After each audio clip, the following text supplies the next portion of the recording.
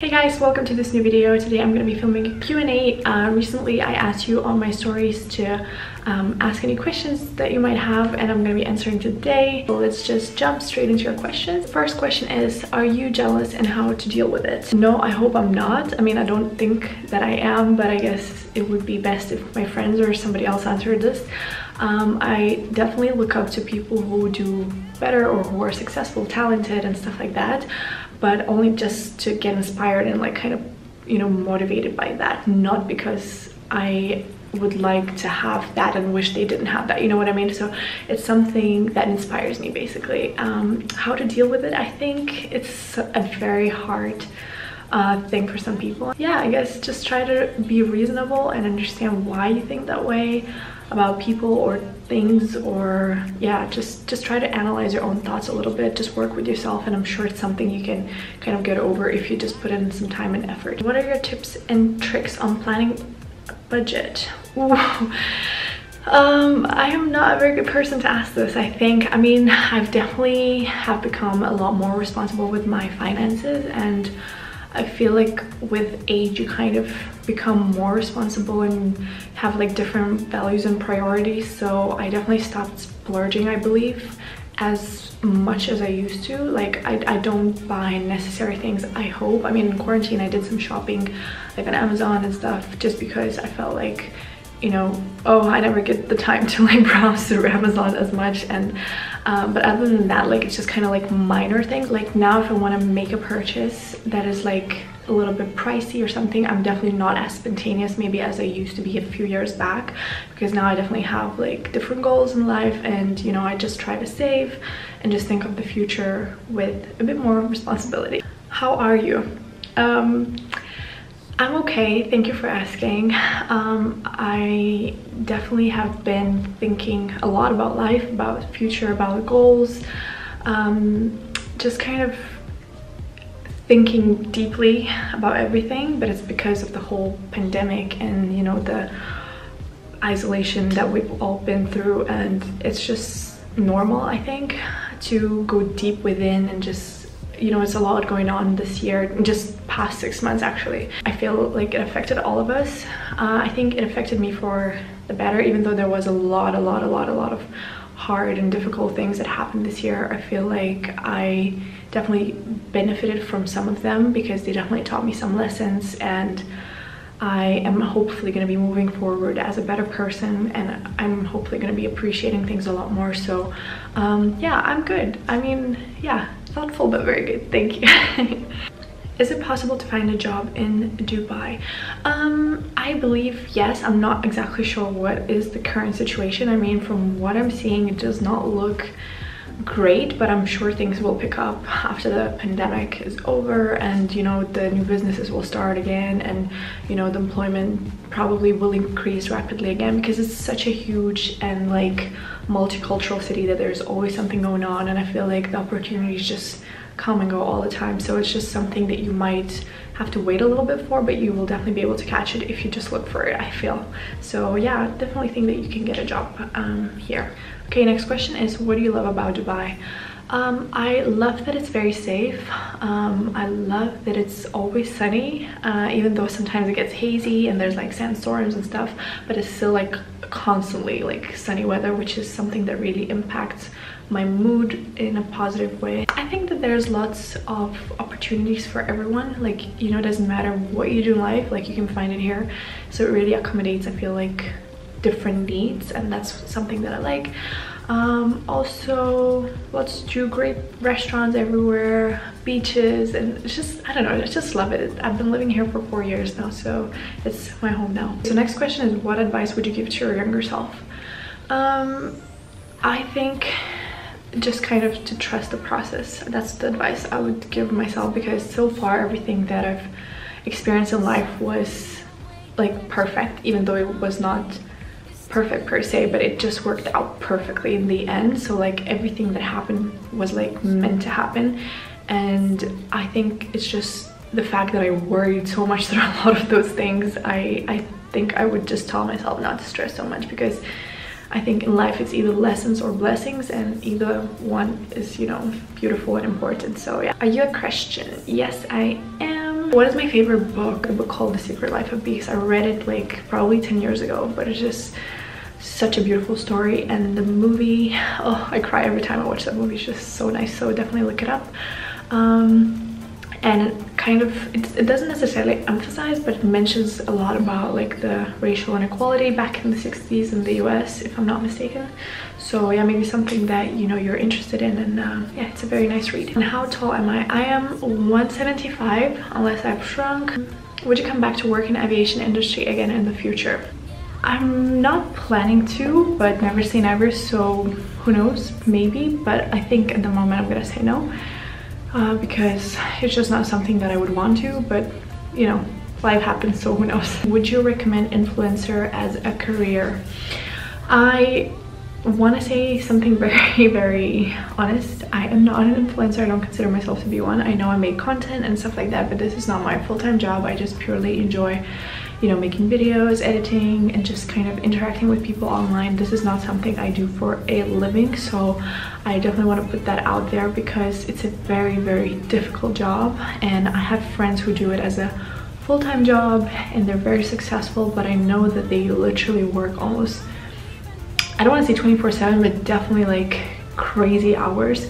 And it's not as simple as people think, that, oh, you know, let me just take a selfie and that's it. I know a few people might have had like that instant fame and success, but it's definitely not for everyone. A lot of people have to put in, you know, a lot of hours, and you know, it's just very long process. So you have to introduce yourself to brands, reach out to brands, because nobody's just gonna want to send you stuff for free.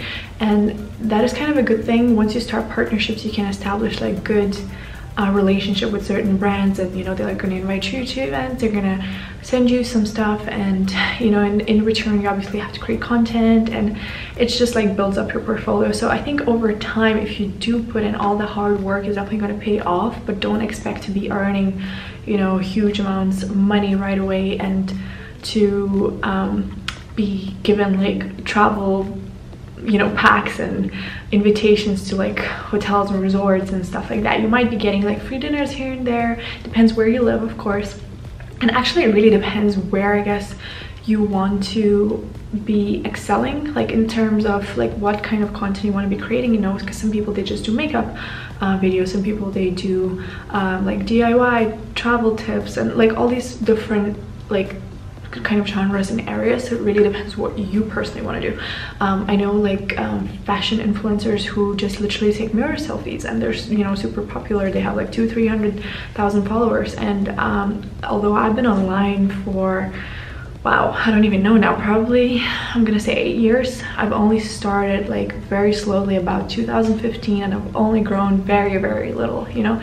So it's something I feel like takes a long time, and you know, they say overnight success takes 10 years, so don't expect things to just take off. So I think the good side would be that you get to create your own like schedule, your own routine, you get to stay at home, and which can be also a bad thing, because you know, you definitely want to go out and socialize and just do things out and about. So for me, that helps that I can create content only when I have free time. I don't have to do it to like pay my bills and stuff like that, you know. But I think the bad side would be is that, like I said, at the same time that you have to work way harder probably than just normal kind of 8 to 5 job, but it also maybe because there's a lot of competition. You know, it was a very good time to become an influencer between, I would say, 2012 and maybe like 2016, because I feel like that's when all the big influencers started to really grow big and, you know, become popular. The biggest downside of being an influencer is that you don't really enjoy present moment, which is bad. Like I say to myself that like, oh no, you know, I enjoy it. I definitely like take it all in whenever I'm like traveling or if I'm at an event. But I feel like we were just talking with my friend Gabriela when I met her in London. She says she goes to events and some people are like, oh yeah, and like they're filming and kind of pretending to be in a conversation with you, but they're just so busy Instagramming and filming everything.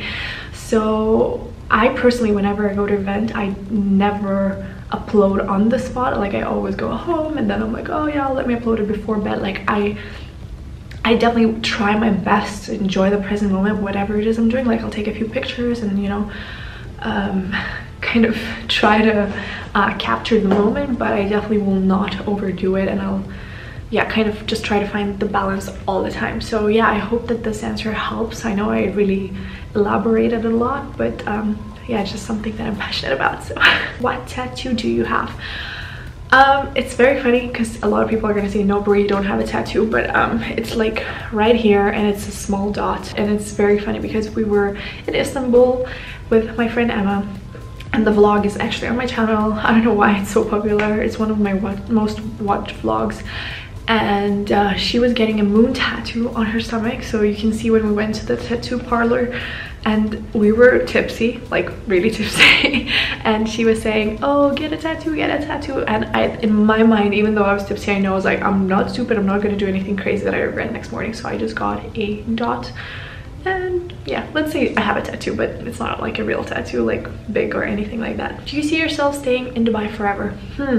That's a very good question, because I've definitely gone through phases where I'm like, nope, I don't want to stay here anymore, even though I love the city, like don't get me wrong, but I just know myself that, like, you know, life is just crazy sometimes. You know, when I reflect back on my previous, you know, experiences and how I've changed, you know, places I've moved from Lithuania to Germany, from Germany to UK, from UK back to Germany, from Germany to the UAE. So it's like, you know, like I've constantly changed places, but like right now I feel like I'm in my happy place, but I don't know where 5 years from now on my life could take me. So I don't want to say that I'm going to stay here forever, but for now I'm happy where I am. This is a very interesting question. What would the contract have to include for you to work as a flight attendant again? I'm assuming this is kind of like a private aviation question. I don't really know. I've never really looked into the packages, but definitely it would not have to be the lower salary that I'm earning now, because obviously in life you don't want to be downgrading, if that makes sense. I love traveling, but obviously I've traveled a lot over the last 3 years, and it's not something, you know, that I'm kind of dying to do. So it would be just kind of more if I was unemployed, or if it was like an extremely good deal. So yeah, I don't know, I never really thought about it. Like I said, it's just not something that is at the back of my mind. How would you react if one day your child came out to you as a gay person? I don't think that it really matters what sexual preference you might have in life. I think the most important is that you're a good human being and that you treat others with respect. So yeah, I'd be just happy so long as my child would be healthy. I think that that's like the most important thing. Is there something you miss about Lithuania? I actually do. I miss a lot of things. I mean, I've only started appreciating my childhood a lot more only after I've moved out. You know, I grew up eating like cucumbers, just picking them like, you know, from the greenhouse like by myself, or fresh berries, and just like the quality of food is just so good. It's just, everything's so natural. And now like sometimes you buy vegetables and fruits and things like that, and you're like, that doesn't taste good. Like they feel like they're fake, you know, and obviously they probably are, because yeah, you know, things are just growing now with lots of like stuff in them and not very natural. So yeah, I just really appreciate the fact that I've had this opportunity to just climb an apple tree or shake the apple tree and just pick an apple while I was growing up, and just run barefoot everywhere. Just like, I don't know, I have like very fond memories of Lithuania. So I guess I miss a lot. Why did you quit being cabin crew? I feel like for quite some time, you know, like I was already thinking of changing my job. I just didn't know exactly what I'd like to do.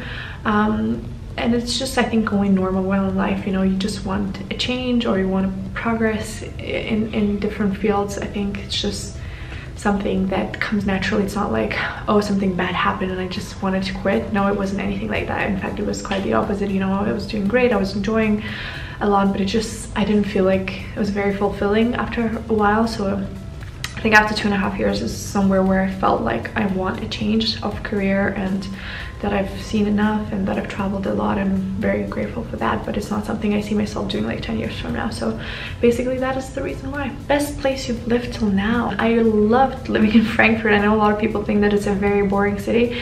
I've lived there for about 2 years, and I just kind of love every time I get to go there. Like, it's just something that feels like home.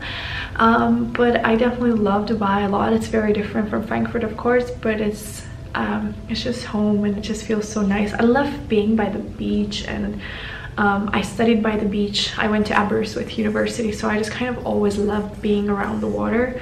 Don't know, maybe it's because I have a Cancer, I'm a water sign, maybe that's why I like living somewhere close to the sea or an ocean. So yeah, I don't know, I think Dubai would probably have to be my favorite. How do you see yourself in 10 years? Sometimes I think that I still would like to go back to like my degree maybe, which is filmmaking. So who knows, maybe I'll be behind the camera, in front of the camera, who knows. It's just very difficult to say. I think 10 years is a very long time. Like 10 years ago I was like still in school, so no clue where 10 years from now on could I be. I could be a mom, I could be somewhere in Hollywood, who the heck knows really. What do you miss most about being in the sky? I think the thing I miss the most about being in the sky is just kind of meeting new people every day. It's like, it's a lot, it's like very tiring because you are exposed to like almost 500 people every time you're on a flight. But I guess this question is very open. It's not that like literally of being in the sky, but more I guess about the lifestyle itself. I miss that because like, you know, sometimes I would meet customers that are like, you know, very special. They have like very nice stories, or they're traveling for some sad reasons that, you know, kind of make you feel very grateful for the blessings in your life. And it's just like, it's nice to, you know, to be able to talk to them sometimes and just kind of be that listening ear that they might need, because, you know, not everyone's traveling for holidays and things like that. So yeah, I feel like it was just a very eye-opening experience just to meet people from different paths of life. So yeah, that's something I truly will miss, I guess. What advice would you have for someone moving to Dubai for a job? I think be prepared for the heat, be prepared to sweat, be open to socializing. You're gonna meet a lot of unique people, and just try not to spend all your money. Just try to save, it's very important as well. And yeah, I guess that's it. Paula is asking, are you happy? Yeah, I hope that I can say so, because I don't want to be like showing off or anything, but I definitely have no like issues in life. Like I don't want to sound or ungrateful or anything like that. So yeah, I'm very happy because, you know, I have my health, and the loved ones in my life also are healthy. So to me this is happiness, because I feel like all the other minor kind of issues in life, whether they are very serious or like small, you know, you can overcome them so long as you're healthy. And this is something that I've really truly realized and believe because of the situation that we've just been through, which is the pandemic. So yeah, I think health is your happiness at the end of the day. How to get rid of the fear of flying. So I just want to say that driving a car or being inside a car is probably 100 times more dangerous than being on a plane. Just remember that, and also remember that your crew are professionals and they're trained. They're not just random people, so they're there for you at all times. If you feel nervous, just go and talk to them. Just try to listen to music. Don't overdo with caffeine on the day you're traveling, because that's something that really triggers your cortisol as well. And yeah, just don't consume alcohol on board. Maybe I think that's also something that people tend to think that will help them, but usually I don't think that that's something that will help. Try to listen to like relaxing music or talk to the person next to you, because I feel like the more you focus on the sounds of the plane, you're gonna be like, oh my gosh, is this normal? Like, you know, you're gonna freak out, and that's not gonna help you. So just try to engage in the activities that you actually enjoy, like read, play music on your headphones, or just talk to people around you. Just trust the professionals that are on board to bring you safely to your destination. What is your favorite series in Netflix? Actually, a lot of the series that I like are not even on Netflix, and the most recent one that I really liked is Ozark, so I think that would be the one that I would recommend. If you have the opportunity to work again in Emirates, would you grab it? 100%. Like I say to everyone, if you have the opportunity to work in aviation, become cabin crew or pilot or whatever, definitely do it. It's just such a life-changing job and an opportunity to see the world. I would not have a second of doubt about it. I would definitely take it, and just, it's amazing. Moving to a new country alone, did you feel homesick? It could be obvious, but how did you manage to feel better at home even from far away? So I've been living abroad now for I think 8 years. I left in 2012, yeah. So I graduated high school and then I moved abroad, and it's something that I've always wanted. Like, I've always watched a lot of like TV shows and movies, and I've always dreamed of traveling. I've always dreamed of living abroad. I don't know why. So I don't think that that's something that really affected me negatively in terms like, oh, I was super homesick.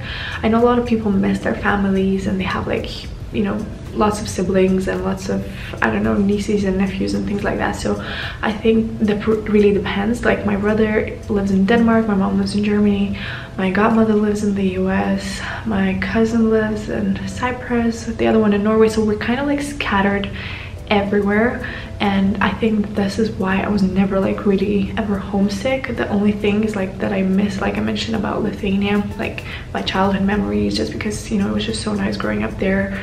But other than that, I don't think I'm really ever homesick. It's just sometimes that I wish I could go there to visit for a while, but not to like move back. But then again, I don't really know, maybe sometime in the future I would want to move back, so let's see. But I guess my advice, if you feel homesick, if you live abroad, is just to try to show you know, your friends and your family that you care and you miss them. Just surprise them, send them flowers every now and again, or just a random message, or just try to kind of like maintain that communication, because I feel like after some time, you know, it can be difficult, and you know, the people can just kind of go separate ways if you just don't maintain that relationship. So yeah, just try to work on that and prioritize that. There's another question, which is about location. What other city than Dubai do you see yourself living in long term? Like I mentioned previously, I love being around the water, so like south of Europe is one of my favorite places.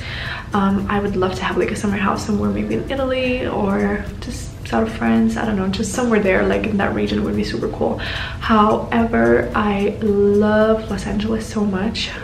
It's just like that, I don't know, that energy you have in the city of creativity, and everyone's like hustling. It's like, I don't know, just very cool. But at the same time, I like that there's, you know, a huge beach and ocean and everything. So yeah, I could definitely see myself living there, but I don't know, let's see. The biggest fear, animals and so on. 100% snakes. I'm just like terrified of them. What food do you crave most often? I feel like pasta is my comfort food. If you could visit one place on earth, where would you go? Actually, there's still a lot of places I want to go to. I've only traveled maybe 30% of the world, which is crazy considering that I've traveled for 3 years. I think I'd really like to go to like Madagascar and Reunion Island. I think they should be super beautiful. Anyways, I hope you guys enjoyed this video. I hope I was able to answer all of your questions. If you do have any more questions that I did not answer, you can write them down below. I'll be happy to answer them in the comments. Thank you guys so much for watching. Please don't forget to subscribe, give this video a thumbs up, and I will see you guys in the next video. Bye.